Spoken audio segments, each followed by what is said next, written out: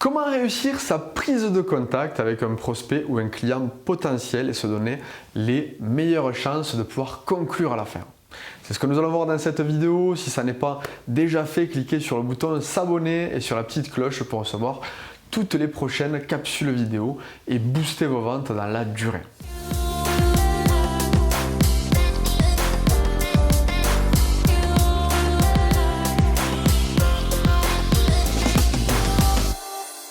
Alors, comme vous le savez probablement, eh bien, le proverbe le dit, on n'a pas deux fois l'occasion de faire une bonne première impression. Donc, effectivement, il ne faut pas se louper lorsqu'il s'agit de prendre contact avec un prospect, un client, par téléphone, face à face, même par email, c'est la même chose, ou dans un networking, voilà. C'est toujours la même chose.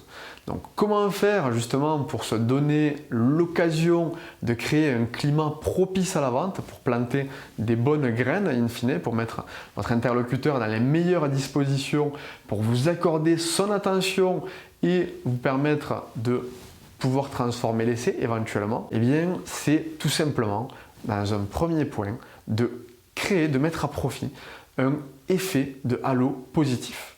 Qu'est-ce que c'est que l'effet de halo?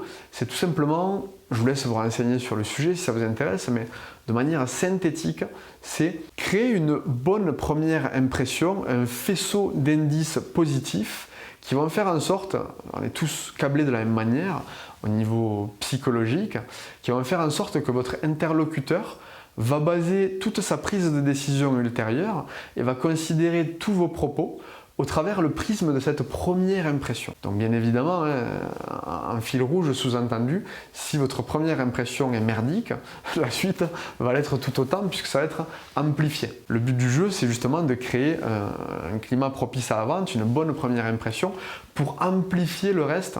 Donc ça ne vous donne pas un pourcentage de chance de transformation de 100%, ça n'existe pas, mais le fait de mettre les meilleures conditions possibles pour créer un effet de halo positif va vous permettre de faire passer votre message et d'avoir les meilleures chances de réussite par la suite. Alors qu'est-ce que ça veut dire? Ça veut dire tout simplement éviter d'aller à l'encontre, et là ça va passer par l'étude de votre cible, la préparation du rendez-vous, éviter de créer des impairs, éviter d'aller à l'encontre de ce qui peut bloquer votre interlocuteur. Ça va passer par l'étude du cadre de référence fondamental. Comment votre interlocuteur dans votre marché, comment les choses sont stéréotypées, comment les gens sont habitués à prendre des décisions, qui sont leurs interlocuteurs avec lesquels ils travaillent déjà. Donc essayez de préparer ce que vous avez à dire ainsi que vous-même de la manière à pouvoir rentrer dans ce moule pour ne pas, et c'est là où c'est un petit peu parfois délicat, pour ne pas être perçu comme hors norme, être hors de la matrice, mais à la fois être assez singulier pour capter l'attention. Donc ça veut dire éviter de faire des blagues d'entrée de jeu sur un premier rendez-vous quand vous ne connaissez pas votre interlocuteur, parce que ça peut être mal interprété. Évitez de mettre une tenue qui sort de ce que votre interlocuteur a l'habitude de rencontrer, d'être trop extravagant, de sortir du moule. Évitez de tout de suite brusquer votre interlocuteur en lui manifestant que vous avez étudié sa société et qu'elle va dans la mauvaise direction, ou que vous avez regardé son site internet et qu'il est pourri par exemple. Donc essayez non pas de rester lisse, mais de rester dans les codes d'une prise de contact traditionnelle, comme je vous l'ai dit, tout en étant assez singulier pour capter son attention. Donc c'est pour ça qu'on va en arriver au deuxième point, maîtriser parfaitement la règle des 4 A. Les 4 A, c'est quoi? C'est l'apparence, comme on vient de le dire. Soyez dans la norme et ne cherchez pas à casser les codes d'entrée de jeu sur une première prise de contact. Ça peut plus vous nuire qu'autre chose. Le deuxième A, c'est l'attitude. Ayez une attitude positive, enthousiaste, avenante. Pourquoi? Parce que vous récolterez ce que vous semez en premier lieu. Donc essayez de semer des indices positifs auprès de votre interlocuteur. Même si votre interlocuteur est austère, brut de décoffrage, ou vous reçoit un tant soit peu mal, eh bien, ne vous laissez pas embarquer dans ce jeu négatif.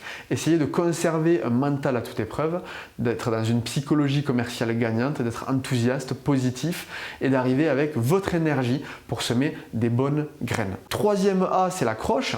Donc, essayez d'avoir une proposition de valeur, un pitch commercial qui soit clair, net, précis et efficace, qui fasse immédiatement percevoir à votre interlocuteur qu'est-ce que vous allez lui faire gagner ou qu'est-ce que vous allez lui faire économiser. Il faut que vous fassiez un effort, il faut que vous raccourcissiez l'effort cérébral, vous devez minimiser l'effort cérébral de votre interlocuteur. Il doit comprendre tout de suite qu'est-ce que vous lui faites gagner ou qu'est-ce que vous lui faites économiser par rapport à sa situation. J'ai déjà abordé le point dans d'autres vidéos, donc je ne vais pas développer celui-là. Mais voilà, le troisième A. Le quatrième A, c'est le premier accord. Vous devez demander à votre interlocuteur la permission, vous devez obtenir un feedback positif, la permission d'aller plus loin, de l'engager dans le cycle de vente. Par exemple, eh bien, écoutez, si nous sommes là aujourd'hui, c'est pour que je vous explique en détail comment vous faire économiser 25% d'impôts sur l'année qui suit. Est-ce que vous êtes d'accord pour qu'on prenne 30 minutes pour discuter de ce sujet? Voilà. De manière basico-basique, on a une accroche et on a une demande d'accord. Si on a le premier feu vert, c'est très bien pour la suite. Ça va nous permettre de cranter et de capitaliser. Donc voilà les 4 A. Maintenant, la troisième règle pour aller encore plus loin, eh bien, c'est de maîtriser un tant soit peu les outils de communication. Aujourd'hui, il existe différentes méthodes, il y en a pléthore sur le marché. Je vous laisse faire le soin de choisir celle que vous préférez.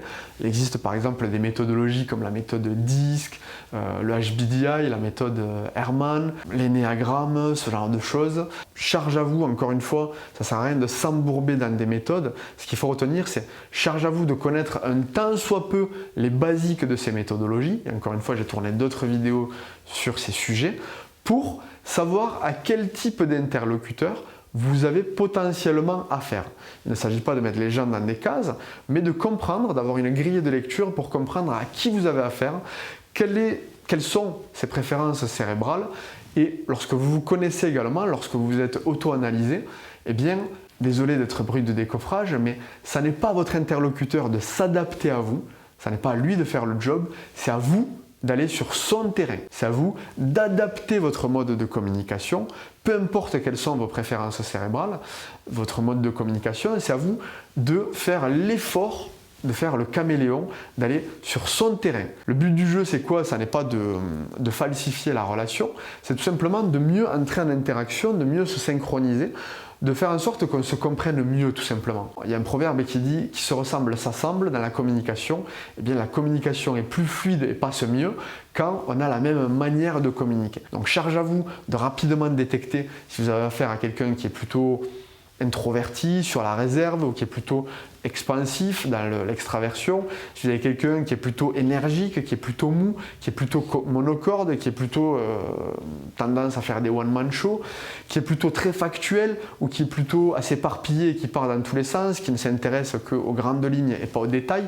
Voilà, essayez d'analyser, de mettre en perspective tous ces éléments, comme je vous l'ai dit, par rapport aux différentes méthodologies dont je vous ai parlé, sur lesquelles vous pouvez aller vous renseigner sur Internet, mais charge à vous de manière très rapide pour entraîner votre cerveau, pour être capable d'aller identifier à qui vous avez affaire dans les grandes lignes et pouvoir mieux communiquer. C'est ça qui va faire en sorte que dès les premières secondes, dès la première minute, votre interlocuteur va un peu se reconnaître en vous et va se dire « Ok, cette personne, je peux passer un petit peu plus de temps avec elle, ce qu'elle a à dire m'intéresse, allons-y. » C'est un peu en fin de compte comme si vous aviez un sablier. Lorsque vous rencontrez votre interlocuteur, vous avez un sablier de 20 secondes. Si vous cramez ces 20 secondes, eh bien c'est terminé. Si vous avez validé les premiers passages, comme on vient de le voir avec la règle des 4A, avec une bonne accroche, un point d'accord, eh bien vous retournez le sablier, vous avez à nouveau vous avez poursuivi et vous avez gagné 20 secondes supplémentaires. Et ainsi de suite. Si vous validez toutes les étapes, vous allez retourner ce sablier plusieurs fois. Vous allez passer de 20 à 40, à 60 secondes, à 1 minute, à 2 minutes, à 15 minutes. Et c'est ainsi que vous gagnerez l'intérêt de votre interlocuteur à travers une bonne première prise de contact. C'est ce qui va faire en sorte que vous semez les bonnes graines pour faire pousser un arbre fruitier et récolter les fruits de votre travail commercial par la suite. Voilà, j'espère que ces 3 conseils vous auront été utiles et vont vous aider à améliorer vos prises de contact. Si vous avez aimé la vidéo, cliquez sur j'aime.